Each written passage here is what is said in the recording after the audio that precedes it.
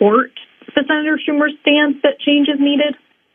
Listen, I was last in Israel in January. I've been a long-term supporter of Israel, but I feel, and Israel clearly has a right to defend itself after the horrific massacres perpetrated by Hamas on October 7th.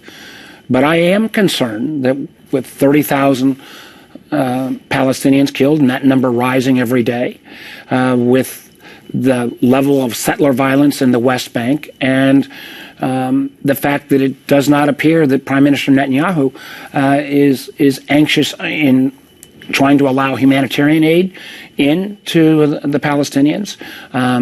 I don't think he has leaned in enough on trying to tamp down settler violence in the West Bank.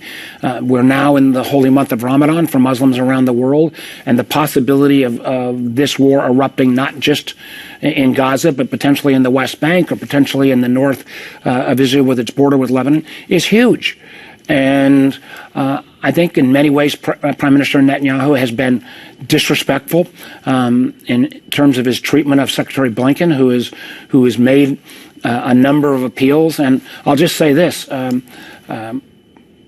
Minister Netanyahu was not shy about trying to interfere in American politics, particularly when President Obama was in office, in terms of clearly showing his political preference against Obama.